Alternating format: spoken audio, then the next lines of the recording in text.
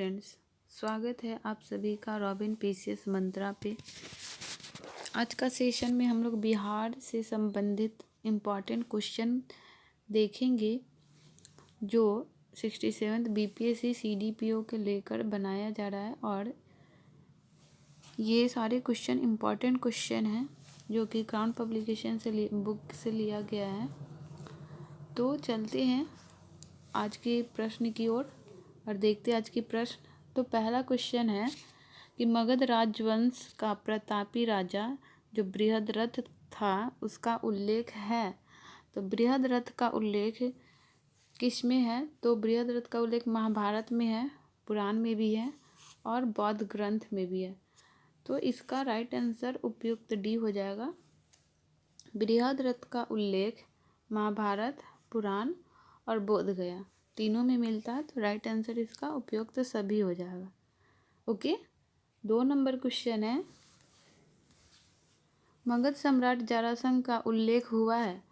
तो मगध सम्राट जरासंध का उल्लेख भागवत पुराण में भी हुआ है, महाभारत में भी हुआ है और बौद्ध ग्रंथ में भी हुआ है। तो राइट आंसर इसका हो जाएगा आपका डी, उपयुक्त सभी। ओके, 3rd नंबर क्वेश्चन देखते। 3 नंबर क्वेश्चन है कि मगध सम्राट बिंबिसार कितने हजार गांवों का अधिपति था? तो मगध सम्राट जो बिंबिसार था उसके पास कुल 80 गांवों के वो अधिपति था। राइट आंसर ऑप्शन सी हो जाएगा आपका। 4 नंबर क्वेश्चन देखेंगे हम लोग। 4 नंबर क्वेश्चन है, मगध सम्राट बिंबिसार कुल उपज का कितना भाग भूमि कर लेता था? तो मगध सम्राट बिंबिसार था जो भूमि का कुल उपज, ऑप्शन नीचे देखिए, भूमि का कुल उपज का 1/6 भाग लेता था। तो राइट आंसर आपका डी हो जाएगा, 1/6। नेक्स्ट 5 नंबर क्वेश्चन देखिए,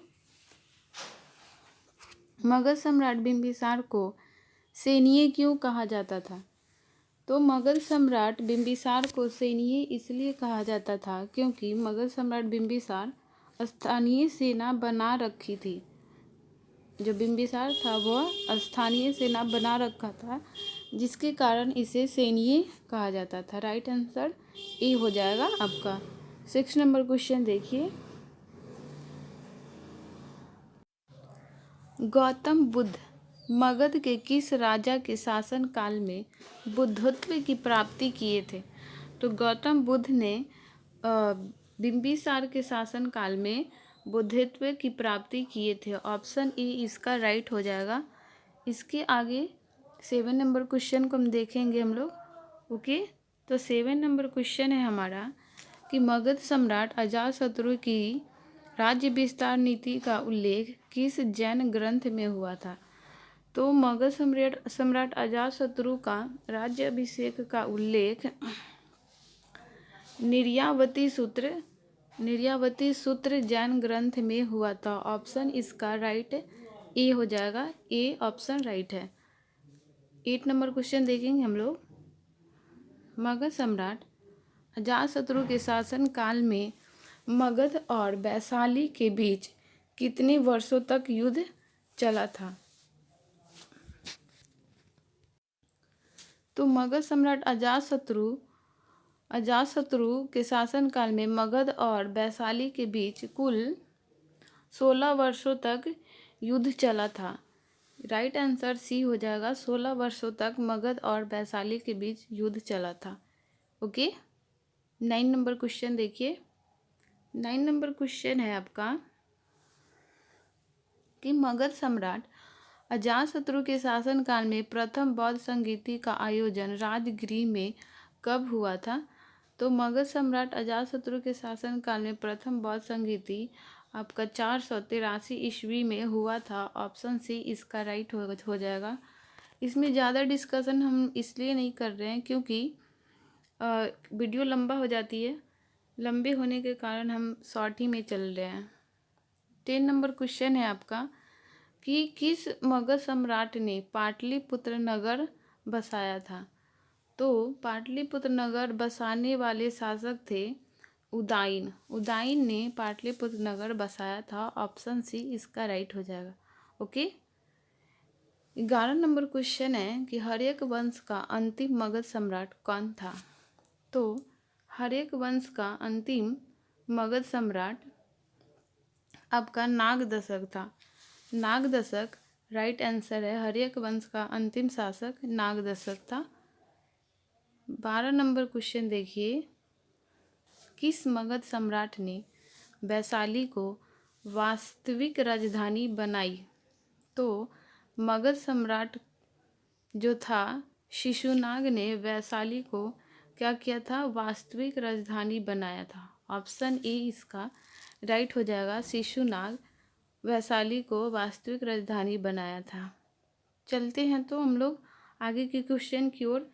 13 नंबर क्वेश्चन देखेंगे कि 13 नंबर क्वेश्चन है, किसके शासन काल में द्वितीय बौद्ध संगीति का आयोजन वैशाली में हुआ था। तो द्वितीय बौद्ध संगीति का आयोजन कालाशोक के शासन काल में हुआ था। ऑप्शन सी इसका राइट आंसर हो जाएगा। 14 नंबर क्वेश्चन देखेंगे, किस मगध सम्राट को बौद्ध ग्रंथों के में उग्रसेन अर्थात प्रचंड सेना का स्वामी कहा जाता था। तो महापद्म नंद को उग्रसेना अर्थात प्रचंड सेना का स्वामी कहा जाता था। ऑप्शन डी इसका राइट हो जाएगा। 15 नंबर क्वेश्चन है कि किस मगध सम्राट ने अपने दरबार में चाणक्य को अपमानित किया था। तो चाणक्य को अपमानित करने वाला मगध सम्राट घनानंद था। घनानंद ने चाणक्य को अपने दरबार में अपमानित किया था। ऑप्शन ए इसका राइट आंसर हो जाएगा। मगध सम्राट धनानंद पर चंद्रगुप्त की विजय गाथा का वर्णन नाट्यकार विशाख दत्त की किस नाट्य पुस्तक में हुआ था। तो चंद्रगुप्त का विजय गाथा धनानंद पर विशाख दत्त का नाट्य पुस्तक है मुद्राक्षस। मुद्राक्षस में वर्णित किया गया है कि धनानंद पर विजय गाथा किसने किया था, चंद्रगुप्त मौर्य ने। राइट आंसर इसका बी हो जाएगा। चलते हम लोग 17 नंबर क्वेश्चन है आपका कि किस मगध सम्राट ने व्याकरणाचार्य पाणिनि को पुरुषपुर मतलब पेशावर से पाटलिपुत्र में आमंत्रित किया था। तो राइट आंसर इसका है धनानंद। धनानंद ने व्याकरणाचार्य पाणिनि को पुरुषपुर से पाटलिपुत्र आमंत्रित किया था। राइट आंसर इसका हो जाएगा आपका ऑप्शन बी हो जाएगा। महापद्म नंद। महापद्म नंद जी थे जो पाणिनि को आमंत्रित किए थे पाटलिपुत्र में। ऑप्शन बी राइट आंसर है। नेक्स्ट क्वेश्चन की ओर चलते हम लोग। किस सम्राट ने भारत में सर्वप्रथम केंद्रीकृत व्यवस्था स्थापित किया था। तो भारत में सर्वप्रथम केंद्रीकृत व्यवस्था स्थापित करने वाला शासक था चंद्रगुप्त मौर्य। चंद्रगुप्त मौर्य ने भारत में सर्वप्रथम एकीकृत व्यवस्था को लागू किया था, स्थापित किया था। चलते हम लोग 19 नंबर क्वेश्चन की ओर। मौर्यकालीन शासन व्यवस्था कितने प्रांतीय भागों में विभक्त था। तो मौर्यकालीन जो शासन व्यवस्था थी वह कुल 5 भागों में विभक्त थी। तो राइट आंसर इसका ऑप्शन सी हो जाएगा। 5 भागों में विभक्त थी। 20 नंबर क्वेश्चन है, वह ग्रंथ जिसमें पाटलिपुत्र प्रशासन का वर्णन उपलब्ध है वह कौन सा पुस्तक है। तो राइट आंसर इसका हो जाएगा इंडिका। इंडिका किसने लिखा था, मेगास्थनीज ने लिखा था। ऑप्शन बी इसका राइट हो जाएगा। चलते हम लोग 21 नंबर क्वेश्चन देखने। 21 क्वेश्चन है कि मौर्यकालीन राजा व्यवस्था के किस अंग का प्रमुख होता था। तो मौर्यकालीन जो राजा होते थे वो कार्यपालिका के भी प्रमुख होते थे, स्थापिका का भी प्रमुख होते थे और न्यायपालिका के भी प्रमुख होते थे। तो वो उपरोक्त सभी के प्रमुख होते थे। ऑप्शन डी इसका राइट हो जाएगा। 22 नंबर क्वेश्चन देखिए। 22 नंबर क्वेश्चन कह रहा है कि मौर्यकालीन नगर प्रशासन में कितनी समितियां का सहयोग रहता था। तो मौर्यकालीन जो समितियां थी उनमें कुल 6 समितियों का सहयोग रहता था। राइट आंसर सी हो जाएगा, 6 समितियां। मौर्यकालीन प्रशासन में कुल 6 समितियों का शासन रहता था। ओके, तो 23 नंबर क्वेश्चन अब देखिए आगे। 23 नंबर क्वेश्चन है, मौर्यकालीन मंत्री परिषद में कितने मंत्री होते थे। तो मौर्यकालीन मंत्री परिषद में आपको 12 से 20 मंत्री होते थे। राइट आंसर इसका डी हो जाएगा। मौर्यकालीन परिषद में 12 से 20 मंत्री होते थे। 24 नंबर क्वेश्चन, 24 नंबर क्वेश्चन देखिए। 24 नंबर क्वेश्चन कह रहा है कि मौर्यकालीन केंद्रीय शासन संचालन के लिए कई विभाग बनाए गए थे। उन विभागों को क्या कहा जाता है। तो मौर्यकालीन कई विभाग बनाए गए थे और उन विभागों को तीर्थ कहा जाता था। ऑप्शन सी इसका राइट हो जाएगा, तीर्थ। 25 नंबर क्वेश्चन, 25 नंबर क्वेश्चन देखेंगे। कौटिल्य के अर्थशास्त्र में कितने तीर्थों मीन्स विभागों का उल्लेख था। तो कौटिल्य के अर्थशास्त्र में कुल 18 तीर्थों का उल्लेख था। राइट आंसर ऑप्शन डी हो जाएगा। 26 नंबर क्वेश्चन है कि मौर्यकालीन गुप्तचर व्यवस्था कितने भागों में विभक्त था। तो मौर्यकालीन गुप्तचर व्यवस्था 2 भागों में विभक्त थी। ये सारे क्वेश्चन इम्पॉर्टेंट है जो आपके एग्ज़ाम 67 बीपीएससी से रिलेटेड है। प्लीज़ क्वेश्चन को, सारे क्वेश्चन को देखिएगा। 27 नंबर क्वेश्चन है। 27 नंबर, मौर्यकालीन राजस्व के कितने स्रोत थे। तो मौर्यकालीन राजस्व के कुल 7 स्रोत थे। ऑप्शन सी इसका राइट हो जाएगा। मौर्यकालीन राजस्व के कुल 7 स्रोत थे। 28 नंबर क्वेश्चन देखिए कि मौर्यकालीन मुद्रा क्या कहलाती थी। तो मौर्यकालीन मुद्रा पर्ण कहलाती थी। ऑप्शन ए इसका राइट हो जाएगा। मौर्यकालीन मुद्रा पर्ण कहलाती थी। 29 नंबर क्वेश्चन है, अर्थशास्त्र में सीता भूमि की व्याख्या इस प्रकार है। तो अर्थशास्त्र में सीता भूमि की व्याख्या भूमि पर खेती से प्राप्त होने वाली आय की व्याख्या है अर्थशास्त्र में। ऑप्शन ए इसका राइट हो जाएगा। 30 नंबर क्वेश्चन है, 30 नंबर, कि मौर्य सम्राट बिंदुसार के राज्य दरबार में यूनानी शासक एंटियोकस प्रथम ने किसे अपना राजदूत बनाकर भेजा था। बिंदुसार के राज्य दरबार में एंटियोकस प्रथम ने अपना दूत बनाकर किसे बिंदुसार के राज दरबार में भेजा था। तो वो मेगास्थनीज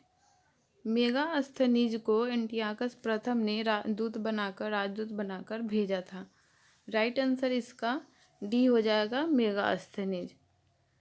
31 नंबर क्वेश्चन देखिए कि ग्रीक शासक सेल्यूकस को किसने पराजित किया था।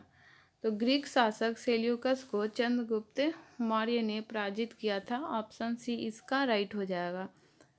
इसके बाद है 32 नंबर, 32 नंबर क्वेश्चन है, नागा अर्जुनी पहाड़ी गुफाओं में किसने आजीविकों के लिए गुफाओं का निर्माण करवाया था। तो आजीविकों के लिए गुफाओं का निर्माण करवाने वाले अशोक दशरथ थे। ऑप्शन ए इसका राइट हो जाएगा, अशोक दशरथ। नेक्स्ट आगे का क्वेश्चन देखेंगे हम लोग।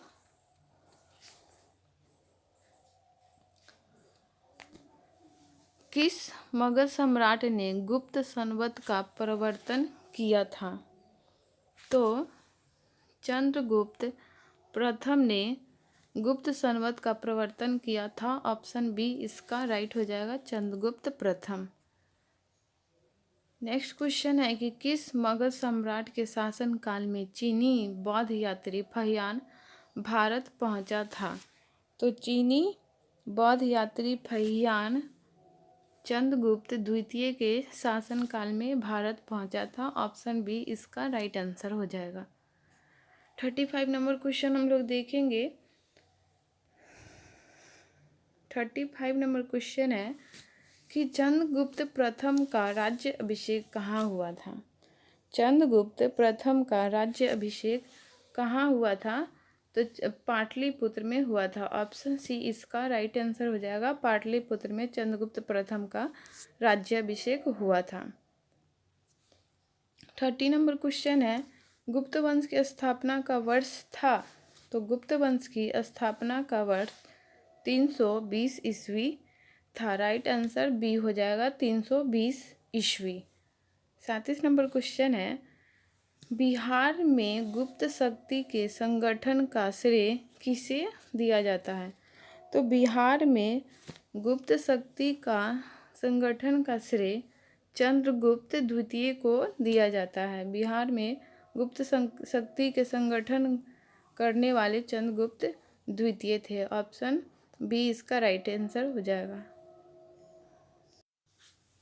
किस शासक से सिहिल श्रीलंका के राजा मेघवर्मन ने बोधगया में बौद्ध मठ स्थापित करने की अनुमति मांगी थी? तो मेघवर्मन ने बोधगया में मठ स्थापित करने के लिए समुद्रगुप्त से अनुमति परमिशन मांगी थी। ऑप्शन सी इसका राइट आंसर है। 39 नंबर क्वेश्चन है कि नालंदा विश्वविद्यालय के स्थापना का युग है? तो नालंदा विश्वविद्यालय का स्थापना का युग गुप्त काल था। 40 नंबर क्वेश्चन है नालंदा विश्वविद्यालय का संस्थापक था? तो नालंदा विश्वविद्यालय के संस्थापक कुमार गुप्त ने नालंदा विश्वविद्यालय का स्थापना किया था। 41 नंबर क्वेश्चन है कि बोध गया के महाबोधि मंदिर की स्थापना हुई थी? तो बोध गया के जो महाबोधि मंदिर है वो गुप्त काल में स्थापित किया गया था। राइट आंसर इसका सी हो जाएगा, गुप्त काल। 42 नंबर क्वेश्चन है कि चीनी बौद्ध यात्री फहियान कितने समय तक पाटलिपुत्र में रहा था? तो चीनी बौद्ध यात्री फहियान 3 वर्षों तक पाटलिपुत्र में रहा था। ऑप्शन डी इसका राइट हो जाएगा। 43 नंबर क्वेश्चन है खगोल शास्त्री आर्यभट्ट का संबंध बिहार के किस नगर से था? तो खगोल शास्त्री आर्यभट्ट का संबंध बिहार के पाटलिपुत्र से संबंधित थे। ऑप्शन सी राइट हो जाएगा। 44 नंबर क्वेश्चन है किसने यह वर्णन किया है कि मध्य भारत के सभी देशों में मगध देश में सर्वाधिक नगर थे? धनपतियों ने यहाँ चिकित्सालय बनवाए थे जहाँ रोगियों को निःशुल्क भोजन तथा दवाएं दी जाती थी। तो राइट आंसर इसका हो जाएगा आपका फहियान ने वर्णन किया था कि मध्य भारत के सभी देशों में मगध देश में सर्वाधिक नगर थे जहाँ धनपतियों ने चिकित्सालय बनवाए थे और रोगियों को निःशुल्क भोजन तथा दवाएं भी दी जाती थी। ऑप्शन सी राइट हो जाएगा। 45 नंबर क्वेश्चन है चीनी बौद्ध तीर्थयात्री हेनसोंग ने बिहार के किस विश्वविद्यालय में अध्ययन किया था? तो चीनी बौद्ध तीर्थयात्री हेनसोंग ने बिहार के नालंदा विश्वविद्यालय में अध्ययन किया था। राइट आंसर सी हो जाएगा, नालंदा विश्वविद्यालय। 46 नंबर क्वेश्चन है चीनी बौद्ध तीर्थयात्री इत्सिंग बिहार के विश्वविद्यालय में 10 वर्षों तक अध्ययन किया था। तो चीनी यात्री इत्सिंग ने बिहार के नालंदा विश्वविद्यालय में 10 वर्षों तक अध्ययन किया था। Right answer option C, Nalanda विश्वविद्यालय में 10 वर्षों तक इत्सिंग ने अध्ययन किया था। 47 नंबर क्वेश्चन है, महाबोधि वृक्ष को क्षति पहुंचाने वाला शासक था। तो महाबोधि वृक्ष को क्षति पहुंचाने वाला शासक शशांक था। ऑप्शन सी इसका राइट हो जाएगा, शशांक। 48 नंबर क्वेश्चन है, गुप्तवंशी शासक किस धर्म को मानते थे। तो जो गुप्तवंशी शासक थे वो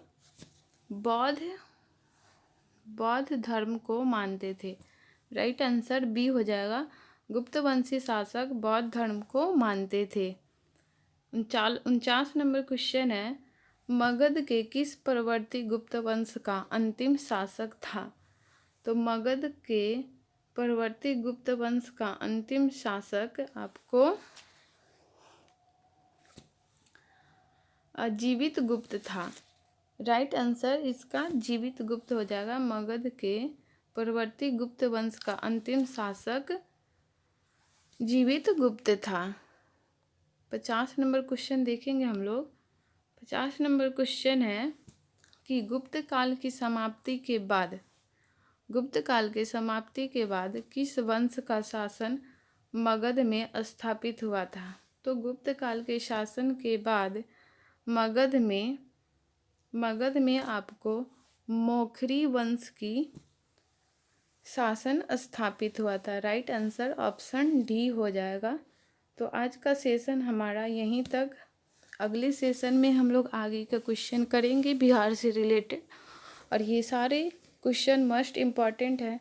तो प्लीज़ वीडियो को पूरा देखिएगा, लाइक सब्सक्राइब ज़रूर कीजिएगा।